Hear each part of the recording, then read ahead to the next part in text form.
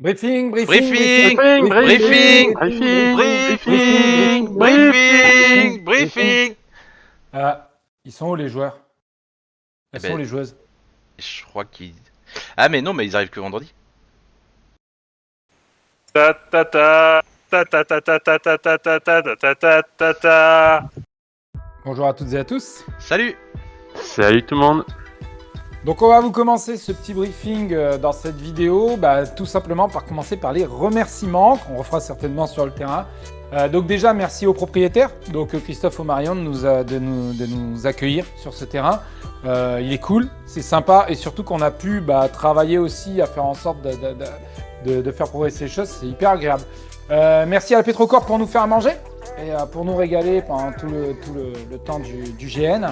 Merci à Olivier, pour ceux qui le connaissent plus sous l'appellation de El Bricolator, qui nous a fourni beaucoup de matériel et qui a beaucoup bossé et qui ne peut pas être là ce week-end. Mais vous allez voir et c'est cool parce qu'il nous a passé pas mal de choses. Merci à Thibaut, qui est notre poteau, qui nous a permis tout simplement de réaliser le système médical. Donc quand vous verrez tout ce qui est système médical, et ça fera appel à des maladies et surtout des traitements qui existaient réellement à l'époque. Et enfin, on préfère vous le dire maintenant et par l'intermédiaire de ce briefing pour pas le gueuler sur le terrain. Sachez que le voisin qui se trouve juste à côté de chez Christophe, donc Loustagno, c'est un cul-de-sac. C'est un cul-de-sac dans lequel il y a la maison de Christophe et Marion et le voisin. Et le voisin, il est pas forcément fan des gens. Et donc, il y a déjà eu au préalable quelques interactions qui n'étaient pas fifolles. On aura certainement les gendarmes, c'est déjà prévenu, la gendarmerie est prévenue, ne vous inquiétez pas. Mais attendez-vous à tout ça. Donc évidemment, on vous le rappelle, et on l'a déjà dit dans le livre de règles, de toute façon, tout ce qui est illégal en France est illégal sur le terrain. Et donc attendez-vous à ce qu'il y ait les gendarmes qui arrivent. Et si jamais vous avez une interaction négative avec le voisin, surtout n'hésitez pas à venir nous voir. Voilà. Du coup, on va enchaîner avec les horaires, parce qu'on nous a pas mal posé la question. Déjà, quand est-ce que vous pouvez arriver sur le terrain ? En fait, vous pouvez arriver sur le terrain n'importe quand le vendredi, sachant que le repas du vendredi midi, nous, on se le gère de manière autonome. Donc, si vous arrivez à ce moment-là, prévoyez de quoi manger. Ensuite, le briefing terrain, en fait, qui sera juste un briefing sécurité plus limitation du terrain, commencera à 20h. Pour un début de GN à 15h. Donc, pour le coup, ne prévoyez pas d'arriver pour 20h moins le quart ou quelque chose comme ça, parce que n'oubliez pas que vous devrez installer vos camps, vous mettre en costume, tout ça, dire bonjour à tout le monde et ainsi de suite. Surtout que le soleil sera déjà couché, donc si vous voulez avoir le temps de monter votre camp alors qu'il fait jour, vaut mieux prendre un petit peu d'avance. Donc ensuite... Pendant le GN en lui-même, nous on va faire une pause dodo, parce qu'effectivement, figurez-vous que les orgas adorent aussi. Donc on vous annonce que nous on n'enclenchera rien et on ne sera plus disponible entre 2h et 8h. Voilà. Et enfin, donc la fin du GN, elle sera donc le samedi tard dans la nuit, c'est-à-dire vers 3-4h du matin, 4h. 4h pour être précis, sachant que si vous allez vous coucher, pour vous c'est une fin de GN. Pour rappel, au lendemain de la fin du GN, il y a de la neige et du coup c'est la trêve hivernale, voilà. On va commencer un peu le briefing aussi après cette introduction sur le contexte général du jeu et dans quel cadre il s'organise. Alors tout premièrement, on vous rappelle que c'est la guerre entre les trois factions. Vous êtes sur le territoire de la nation qui s'appelle Xana et au sein de Xana, il y a différentes villes et différents villages, différents hameaux et vous êtes autour de Grignols. Voilà où se trouve Loustagno. Il est quand même dans le Grignolet. C'est-à-dire si vous sur la carte, il est au nord-est de Grignols. Ce qui signifie qu'en fait, vous êtes d'un côté safe. Loustagno n'appartient à aucune force militaire, mais il n'est pas très loin du front pour autant. C'est-à-dire que vous n'êtes pas perché, c'est bon, tout va bien, on est tranquille. La preuve en est, c'est que Laurence avait été bombardée au préalable. Donc c'est un contexte de guerre militaire. Le front, si vous marchez en direction de l'ouest pendant quelques heures, vous commencez à trouver les premiers combats et les premiers hommes en armes. Donc ça déconne pas, vous n'êtes pas loin. Et du coup, pour arriver à ce contexte de guerre, comment on en est arrivé là ? Je vous rappelle, la série de Carnival Rose se déroule pendant la Seconde Guerre tyrranienne. Seconde Guerre tyrranienne qui a été gagnée par le pacte. Puis, il y a eu l'arrêt de la guerre simplement parce que le pacte a gagné. Et suite à ça, en fait, on a enclenché une nouvelle guerre tyranienne par la naissance de la nouvelle aube et tout ça. Mais il y a eu un mariage qui a essayé d'être fait, et le mariage, ça on essaie juste, on vous l'annonce par ce briefing, on a fait une petite erreur, c'est-à-dire qu'on a dit que le marié, le promis, venait du pacte et la mariée venait du burg. En fait, c'est l'inverse. C'est la mariée, la promise venait du pacte et l'époux venait du burg. Mais donc, ce mariage a été foutu en l'air, et ce qui a conduit tout simplement au combat, au conflit sur Tirnanok et à la naissance de la Troisième Guerre tyranienne il y a quelques années. Pour revenir là-dessus et se concentrer donc sur l'hôpital, donc il y a une équipe médicale qui est arrivée sur place il y a environ 2 jours, qui n'a pas forcément eu le temps de s'installer, de prendre vraiment ses quartiers. Ils sont mis dans une grange. On est sur une zone qui n'appartient à aucune des factions belligérantes, et le propriétaire des lieux ne s'est pas fait connaître. Donc l'équipe médicale a juste pris les lieux, a commencé à poser son matériel, et devant l'afflux des blessés, s'est mis à l'œuvre. Donc, à côté de ça, un rappel important au niveau du contexte, et surtout, là, on va commencer à parler d'éléments qui vont se passer en jeu. On va commencer à parler notamment de racisme, parce que du coup, tout le monde l'aura compris, effectivement, c'est l'un des thèmes principaux de Carnival Row. Donc, il y aura un certain nombre de personnages qui vont jouer, de joueurs et joueuses qui vont jouer des personnages non humains, donc fées, faunes, elfes et ainsi de suite. Et donc, le racisme est quelque chose de très présent. C'est très présent même pour les personnes qui on n'a pas précisé qu'elles étaient particulièrement racistes ou autres. En fait, on vous demande de le jouer. Par contre, on vous demande de ne pas harceler les gens. Voilà, il faut que ça se sente que le racisme existe. Par contre, ces gens-là ne sont pas venus pour passer juste un GN où ils vont être votre paillasson. Voilà, donc on vous fait confiance. Faites en sorte de rester dans la mesure. Si effectivement au bout d'un moment on remarque qu'il y a une personne qui ne fait que ça et qui commence à devenir vraiment toxique pour les gens, on fera la remarque, tout ça. Le but n'est pas de gronder les gens, le but est vraiment de tempérer, que tout le monde passe un GN aussi agréable que possible. Autre point justement de Discord qui peut amener les gens à avoir un peu de tension, c'est la religion. On nous a beaucoup posé la question, donc on va refaire une précision. La religion du martyr, en fait, c'est le christianisme. Point. C'est le christianisme, sauf que à la place de Jésus, c'est le martyr. Et en fait, il n'a pas été crucifié, il a été pendu. Voilà, pour les gens qui nous posaient la question, et même pour ceux qui n'osaient pas, vous n'avez pas forcément besoin d'un milliard de connaissances, juste des connaissances christianiques, et échanger juste ce terme-là. Petite précision d'ailleurs, autant le pacte est très religieux, le burg est quand même pas mal aussi. Par contre, la nouvelle aube, qui est d'inspiration bolchevique, est pas du tout fan de tout ce qui est religion, qui oppresse le peuple, tout ça, et ainsi de suite.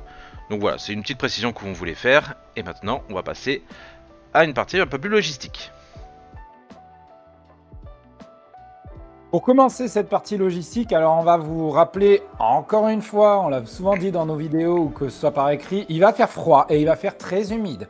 Et il a prévu de la pluie, alors on vous avoue que c'était une demande aussi de notre cas, c'est-à-dire qu'on ne voulait pas faire un GN Carnival Row à 42 degrés l'été. Donc il va faire froid, il va faire humide, on vous demande s'il vous plaît encore une fois de vous équiper en conséquence, mais surtout s'il vous plaît, parce que ça nous a déjà été remonté, partez du principe qu'un GN dans le lot avec peu d'endroits pour totalement s'abriter, bien qu'il y en aura, et surtout quasiment aux portes du mois de novembre, il va faire froid, il va faire humide, et ça on est désolé, on n'y peut rien. On n'y peut rien, et c'est même une demande de notre part. Donc si jamais il pleut trop ou qu'il fait trop froid, on vous proposera d'aller à côté d'un feu, mais on ne pourra pas d'un coup abriter le terrain. On n'en a pas les moyens. On n'a pas les moyens physiques et budgétaires. Pour ensuite tous les... Au niveau des toilettes sèches qui vont être mises à votre disposition, parce que c'est aussi des questions qu'on a eues ou des remarques. Vous avez les toilettes sèches, elles sont posées sur des trous. Les trous, on a été 4 à devoir les creuser malgré qu'il n'y ait que 3 trous. Parce que le terrain, oui, il n'est pas aussi caillouteux que ceux qui m'ont fait la remarque par rapport à Prism. Mais par contre, il est extrêmement tassé, parce que c'est un terrain agricole à la base. Donc comme il est très tassé, il est très dur à creuser. Et comme il est très dur à creuser, on n'a pas pu creuser profondément de manière démentielle.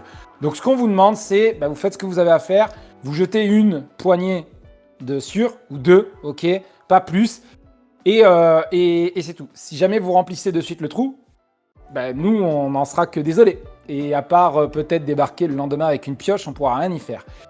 Si vous trouvez sur le terrain des planches en bois par terre, ne les soulevez pas. Soit c'est le trou de secours au cas où le premier a été trop blindé, soit en fait ce sera le trou mais déjà complet, si vous voyez ce qu'on veut dire. Donc ne soulevez pas les planches. Si vous voyez des planches sur un trou, ne les soulevez pas. Et souvent c'est à côté des chiottes. Voilà, ne le faites pas. Ne le faites pas.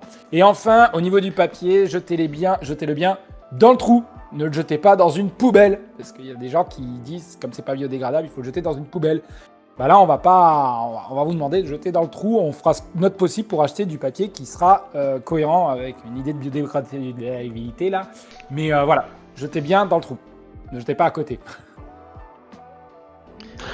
On va enchaîner ensuite sur le trombinoscope. Vous avez parlé dans une des vidéos précédentes que nous allions nous doter d'un appareil photo instantané afin de vous tirer le portrait une fois que vous serez en costume. Le trombinoscope ensuite sera affiché à la vue de tous pour que vous puissiez rencontrer et vous rendre compte de qui est qui sur le terrain. Donc, dès que vous êtes en costume sur le terrain et prêt, venez nous faire un coucou. On vous tirera votre plus beau portrait et ça vous fera aussi un super souvenir à la fin du GN pour repartir chez vous. À côté de ça, un petit rappel sur la nourriture. On en a en effet parlé lors des précédentes vidéos aussi.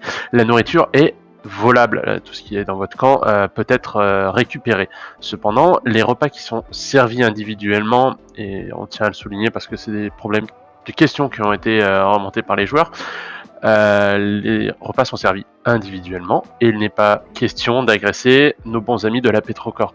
Bien évidemment, les temps sont durs, mais ces gens-là sont gentils et vous n'avez pas de raison de les agresser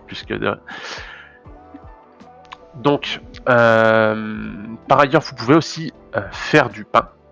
Si dans votre camp personne ne sait faire de pain et vous-même ne le savez pas, vous pouvez vous rendre en équipe de cuisine. Voilà aussi peut-être pourquoi il ne faut pas les agresser. Et en échange d'une petite rémunération, une petite ponction sur la dose de farine, ils vous prépareront le pâton que vous pourrez ensuite aller faire cuire dans le four à bois. Et dans tous les cas, si vous avez vraiment faim, vous vous laissez pas mourir dans un coin, on vous donnera quelque chose. Voilà. Alors, du coup, on va maintenant parler des camps que vous aurez monté bien entendu avant le briefing. Donc au niveau des tentes tonales et autres que vous aurez montées, donc on avait déjà abordé le sujet que tout ce qui est 100% en jeu est en jeu. Par contre, si vous avez une tente même saharienne qui fait très bien de l'extérieur, ou à l'intérieur ce n'est pas 100% en jeu, à ce moment-là c'est 100% hors jeu. Donc nous ce qu'on vous demande, c'est de le signaler. En fait on vous demandera de mettre un bout de tissu de couleur, pas blanc, parce qu'avec le côté médical tout ça. Donc un bout de tissu que vous attachez, vous le montrez bien à l'entrée que cet endroit est hors jeu. Donc ça veut dire que quand vous allez dans cette tente là, tous vos objets de jeu et surtout tout ce qui est bouffe, picole et autres, ça ne rentre pas dedans. Voilà. Le but étant bien entendu que vous ayez que vous n'enleviez pas ces éléments du jeu avec des petites méthodes pas forcément ouf. Petite précision d'ailleurs par rapport à ça, parce qu'on nous a posé la question, est-ce qu'on peut prendre des coffres qu'on peut cadenasser pour mettre de la bouffe dedans? La réponse est non. Il n'y a pas de règle de crochetage, de machin, de trucs, donc la réponse est non. Vous ne pouvez pas sceller l'endroit où vous avez votre nourriture. Et enfin, petite précision, donc on avait parlé du fait qu'on pouvait faire du feu. Alors on avait parlé de Brasero. On sait qu'il y a quelques équipes qui sont en galère. Vous pouvez, parce qu'on s'est entretenu effectivement avec le proprio du terrain, vous pouvez tout à fait prendre des pierres, des briques, tout ça, bien dégager un espace et faire un feu même sans Brasero. La seule chose, ne faites absolument aucun feu en forêt. Aucun. Voilà, ça c'est la seule règle par rapport à ça. Et du coup, faites attention aussi, parce qu'on vous a suggéré de prendre de quoi couper du bois mort, parce qu'il y en aura plein dans la forêt. Prévoyez de quoi ne pas le laisser au sol et le mettre à l'abri. Parce que votre bois que vous allez prendre, qui sera humide, ça serait bien qu'il sèche un petit peu, pour éviter, pour qu'il puisse brûler tout simplement. Voilà. Alors, on va toujours parler de bois, mais cette fois-ci de portes. Sur le terrain, il y aura un certain nombre de vieilles portes, puisque en fait c'est une ancienne ferme avec ancienne bergerie et ainsi de suite. Si vous avez des portes qui ont l'air fermées, c'est-à-dire que soit il y a un cadenas effectivement dessus, donc là sur le coup ce sera nous qui l'avons mis, donc c'est voulu. Ne forcez pas. Pareil, si vous sentez que la porte bloque derrière, ne forcez pas. Dans tous les cas, vous pourrez passer. Si vous forcez comme des malades, vous pourrez passer. Mais on vous demande de ne pas casser des portes en fait, tout simplement, parce qu'elles sont pas forcément hyper solides.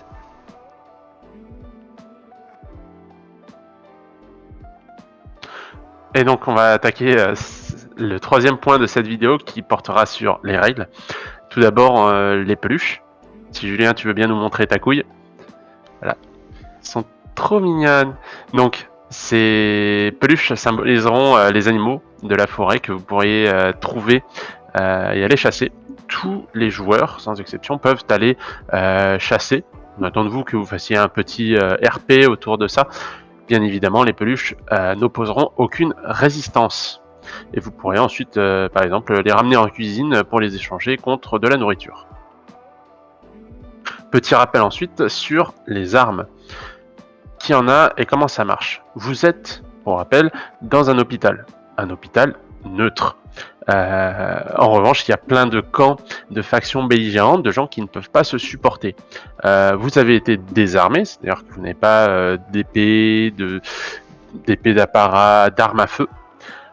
En revanche, tout le monde a bien évidemment un petit couteau de cuisine ou lancé suffisamment fort, un tabouret peut occasionner des dommages. Bien évidemment, nous vous demandons de n'utiliser uniquement que des armes de GN, de manière à ne pas vraiment blesser les gens. Et un autre petit point à côté, vous êtes complètement désarmé. Il se peut que des gens viennent avec des armes à feu. La réaction logique attendue de votre part est de la peur, parce concrètement, un tir vous tue quasiment instantanément. Donc maintenant nous allons aborder un point donc là qui va être un petit peu gros, c'est la partie médicale. Donc on se doute que tout le monde a lu les règles, mais il y a des petites précisions à apporter parce qu'on a eu des questions, et surtout ça va vraiment représenter un des piliers de ce GN. Déjà, si, il y a plein de gens qui nous ont demandé effectivement à quel point le GN était létal. Alors on le dira pas, mais par contre il y a un point qu'il faut se dire, c'est que de 1, certaines maladies non traitées ou maltraitées peuvent tuer. Voilà, sachez-le. Et également, à force de prendre des blessures, vous pouvez effectivement passer sur le billard. Donc il y a des règles d'opération, tout ça. Et là-dessus, au bout d'un moment, vous pouvez en mourir. C'est-à-dire qu'à chaque fois que vous allez sur le billard, parce que vous êtes tombé à 0 point de vie, il y aura un petit paquet de séquelles. On pioche dedans et potentiellement, vous pouvez mourir. Sachant que, au bout de la 4e fois, c'est vous allez mourir sur le billard. Point. Petite remarque qu'on nous a fait et on vous remercie. Sur les règles au niveau des opérations, quand il vous reste que 1 point de vie, parce qu'il faut quand même subir une opération, mais elle est un peu plus légère, systématiquement, les tirages de cartes se feront sur le tout premier paquet. Voilà, il n'y a pas d'évolution, ça ne compte pas dans le nombre d'opérations que vous avez fait. Donc déjà, c'était cette partie-là. Ensuite, là, on va parler un peu plus suivi des soins par rapport à votre maladie. Donc vous aurez dès le début du jeu une petite carte, donc qui sera pour le coup une carte avec un protège plastique et à l'intérieur une carte magique ou autre pour donner un petit côté cartonné, et avec 2 bouts de papier dedans. Devant, vous aurez vos symptômes. C'est ce que votre personnage sait avoir et ressentir. Vous pouvez tout à fait en parler, dire voilà, par exemple j'ai mal à la tête, j'ai des courbatures, j'ai ça et ça. Donc là-dessus vous pouvez en parler, mais ça vous ne le montrez jamais. Vous pouvez même mentir, en inventer, en cacher. Ce que vous allez faire, c'est que vous allez voir des médecins qui vont vous ausculter. après l'avoir joué, ce que vous allez faire, c'est que vous allez prendre, parce qu'il y aura une deuxième fiche, mais qui sera cachée, vous allez la sortir et la montrer à votre médecin. Vous n'avez pas le droit de le regarder, mais votre médecin, oui, il pourra consulter ça. Une fois que vous avez fait ça, hop, vous la remettez dedans. Et il y aura de prévu une enveloppe pour chaque joueur, vous pourrez la remettre dedans, elle sera importante pour plus tard. Donc à ce moment-là, une fois que le médecin vous a ausculté, il va vous prendre un bout de papier et un stylo, et il va faire votre ordonnance. Donc, il note, voilà par exemple, il faut une aspirine et une pénicilline, hop, et il vous la donne pour que vous alliez vous faire, vous faire appliquer des soins par un infirmier. Donc vous allez voir l'infirmier, vous avez toujours votre petite enveloppe et votre ordonnance. L'infirmier vous donne ses médicaments, et une fois qu'il a donné ses médicaments, pour que nous on puisse faire le suivi, hop, il le met dans l'enveloppe. Et après, il y aura un petit placard à tiroir dans lequel on mettra ça. Et donc nous on viendra faire le relevé pour pouvoir ensuite dire comment ça évolue. Donc là-dessus on aura une petite période de traitement. Et enfin, en fin de période, on va amener toutes les réponses, en fait toutes les fiches de soins dans le même placard où vous pourrez les récupérer. Pour rappel, vous pouvez désigner une personne et une seule dans chaque camp qui pourra lui ou elle récupérer le dossier avec toutes les enveloppes de votre camp, les noms seront marqués dessus, et qui pourra aller faire la distribution à ses petits camarades pour s'assurer que tout le monde ait récupéré ça. Donc pour rappel, en termes de délai, et ça va être quelque chose d'un peu contraignant, mais on vous demande de jouer le jeu. Une période de 5 heures, c'est sur la première heure et demie, vous allez vous faire ausculter et appliquer des soins. Nous après on a 1h30 pour pouvoir faire le traitement. Et pendant la dernière heure et demie, il faut que vous alliez voir comment a évolué votre maladie.